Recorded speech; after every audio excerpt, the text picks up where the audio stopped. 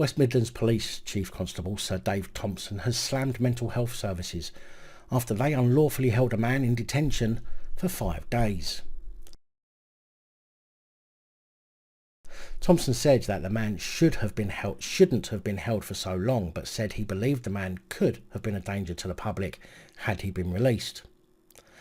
The arrest of the man happened sometime in early April, and Thompson is said to have been left furious that police were put in a position of having to hold the man in custody for his own and the public's safety, which I think is bollocks, because it's unlikely that something like that he would have been told about at the time.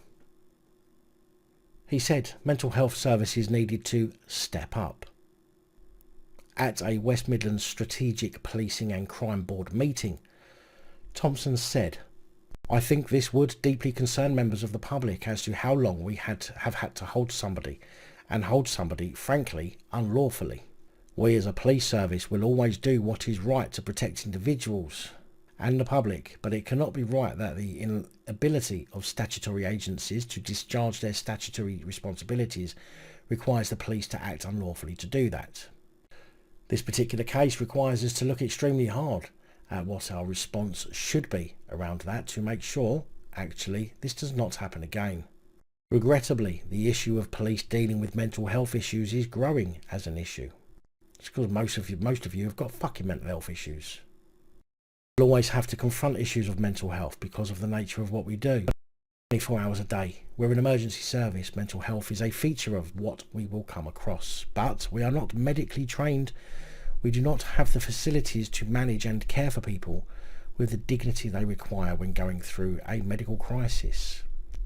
You don't treat anybody with dignity anyway, whether they're going for a mental health crisis or not. Wanker. We're going to engage quite strongly now with mental health agencies who need to step up and discharge their duties. It is not acceptable that statutory agencies cannot meet their obligations, and the consequences of that is police have to act." He added, "Were we to have not acted in this case, the public would have been left at substantial risk, in my opinion, as would the individual we are deeply concerned about. But this is not a position that can be repeated. It's not a position I'm prepared to tolerate any further, and the force will look at any possible means to avoid this happening again." Simon Foster, West Midlands Police and Crime Commissioner, said that, according to a report on policing and mental health by Her Majesty's Inspectorate of Policing in November 2018, the police are too often the first port of call, have to work beyond their duty, and there is an overall lack of emphasis on early intervention and community care. In short, the report concluded that the police are having to pick up the pieces of a broken mental health system. This is no good for those suffering mental ill health who need expert medical help, or our overworked and under-resourced police service.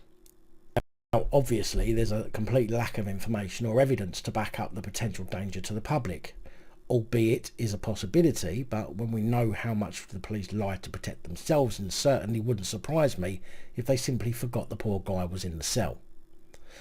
Either way, it was an unlawful detainment, and I for one hope the guy who was detained follows through for some recompense for his time spent in West Midlands' lowest rated BMP.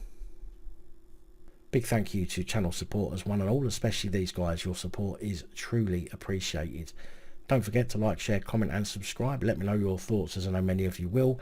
And until next time, stay safe, look after each other, film the police and other officials.